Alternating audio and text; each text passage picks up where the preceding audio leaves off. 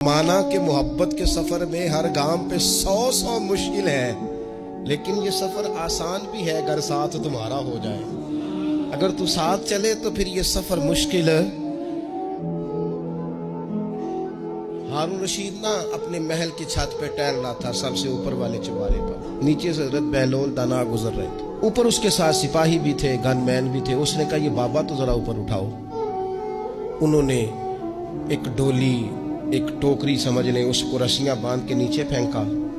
नीचे जो सिपाही थे उनको कहा कि ये बाबा जी को पकड़ के इसमें बिठाओ। उन्होंने जबरन थामा बाबा जी को, उसमें डाला। ऊपर वालों ने खींच लिया। 2-3 मिनट लगे। हारून रशीद के सामने हजरत बहलोल दाना पहुंच गए तो थोड़े नाराज भी हुए कि ये कोई तरीका तो नहीं ना बुलाने का। मुलाकात हुई तो कहा क्यों बुलाया? कहने लगा एक मसला पूछना था। फरमाने लगे बादशाह है ना, तेरे मसले पूछने का भी अपना ही अंदाज है, पूछ मसला। कहने लगा बाबा पूछना था कि आप अल्लाह तक कैसे पहुंचे? हज़रत बहलोल दाना चुप कर गए। 2-4 मिनट के बाद कहने लगे जिस तरह अभी जमीन से तेरे तक नहीं पहुंचा, बिल्कुल इसी तरह ही पहुंच गया हूं रब करीम की बारगाह तक।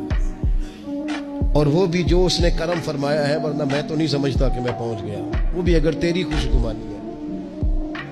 हारून रशीद कहने लगा मुझे समझ नहीं आई। फरमाने लगे तो बादशाह जो है, इतनी जल्दी कैसे समझ में आएगी तुझे बात? फरमाने लगे अगर मैं तुझसे मिलना चाहता ना तो मैं एक दरखास्त लिखता, फिर किसी वजीर से सिफारशी साइन कराता, फिर वो जमा कराता, फिर मुझे टाइम मिलता कि फलां दिन फलां तारीख फलां टाइम आ जाना, फिर आके मैं लाइन में लगता।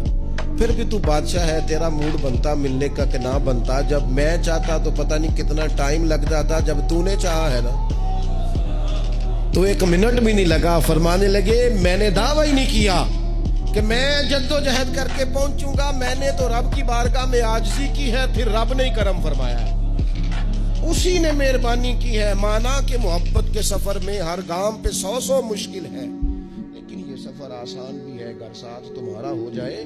उसके करम का साथ रहा है, उससे आफियत मांगी है, अपने आप को उसके सुपुर्द किया है तो उसने करम कर दिया।